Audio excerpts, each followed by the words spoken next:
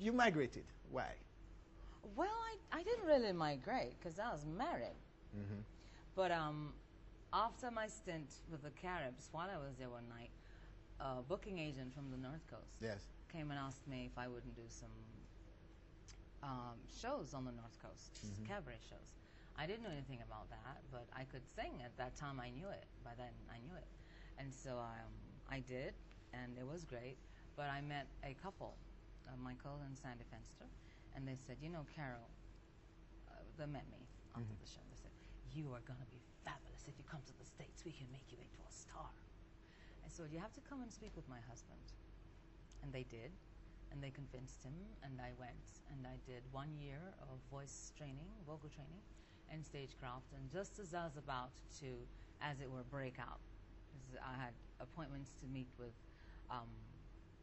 record execs and booking agents and so forth and so on. They said the wrong thing to a Jamaican woman, and I told them what for, and I always had my return ticket. I came back home. But having done that, because my training was in Manhattan. Okay. And I would do little gigs in the little pubs on the Broadway strip. And that was extremely exciting for me. Yes. I was always a misfit at school. I never had any friends. I was a loner. So I was in New York where they're all misfits. So I was the misfit among misfits. I felt good. I belonged somewhere finally. But then when I got home, I was making good money on the North Coast. I went back and they, welcomed me with open arms and everything. But I was bored because there was nothing comparable to Manhattan. Yes. And so I went back to school, to Montego Bay Community College. I did my A-levels there. One of my teachers taught us A-level law she's now, her ladyship, Miss Justice Kay Beckford. At the time, she was RM. And she inspired me. She really did. She's a wonderful, wonderful woman. Wonderful Jamaican woman. And after A-levels, I did 1 year in arts and general studies, and then I got into law, because law is very difficult to get into. Norman Manley? No. The faculty. Okay. Faculty of law. You automatically get into Norman Manley once you pass the undergrad program. But getting into the faculty is very difficult because we only have 40 seats for Jamaica. Okay. And they have numerous applicants every year. So anyway, I got that, did that, and graduated, and I was called to the bar in 91. Then I was clerk of court at Sutton Street, and Sutton Street was criminal court. And then I went to the DPP, and then I went to the bar, the private bar, and then I was invited to the bench. So I never really migrated. Okay. I went for a year for training. That's 1 year. Yeah. I had planned to make it in the States, but my managers and I at the time, one night they just said the wrong thing. We had a tiff, and they said the wrong thing, and I just said, you know what? Have a good life. Goodbye. And I left. I shouldn't have done that. I'm sorry about it now. But at the time, I'm a Jamaican. Jamaicans tend to be like that. But you have not regretted coming back home, have you? Oh, no, I regret nothing. Everything is the will of the Lord. Everything that has ever happened in my life. The Lord is my rudder. The Lord brought Tayamba Kafili into my life. How would someone who knows you describe you as a judge? Tough? Oh, no. Oh, no. Oh, no. Oh, no. When I was a judge, I was very compassionate. I saw each human being. I saw each person as a human being. I never saw a statistic. Yes. And as much as my heart burned and yearned for the victims, some of the damage to them was irreparable. And we do not have the skills or the tools to cure some of the harm we put our children through. I had one mother who, in chastising her child, burned her with an iron. What do you do to a child like that? And I had to send children to places of safety, which are not places of safety. We had several people who were mentally unstable, who were violent in the community. We had to take them away from the community because one of the job as a magistrate is to protect the community, not just to administer the law. So those people, you had to take them away from the community because they would just see you and just hit you with something for nothing at all.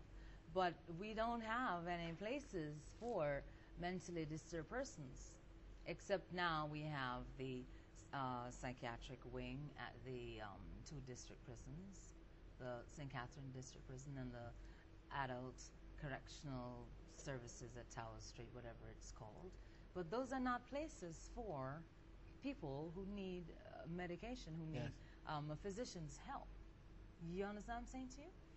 So, and then we would have the ordinary fella who was just either he's moving to be a young criminal, moving on to a career criminal, or someone who committed a crime in a moment of irate fashion.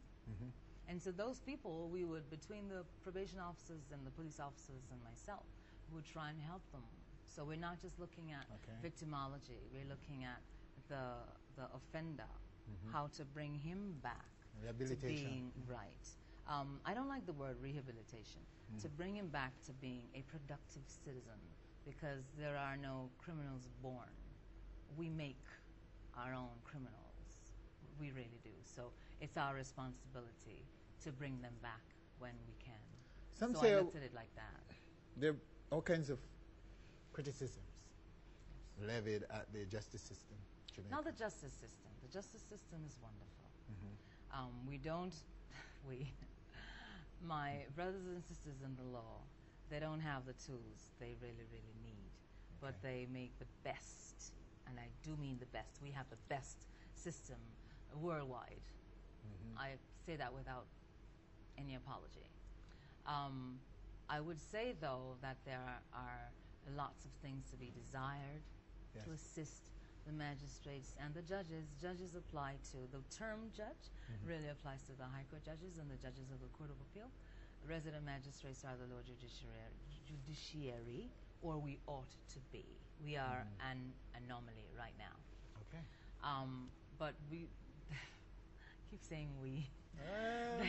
That is understandable. They don't have all that they need to do their jobs, put it that way.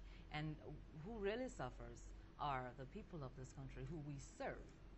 I used to tell my officers, were this a restaurant, we would be the waiters and the cashiers and the cooks and the members of the public and the offenders and the victims would be seated at the table and we would serve them.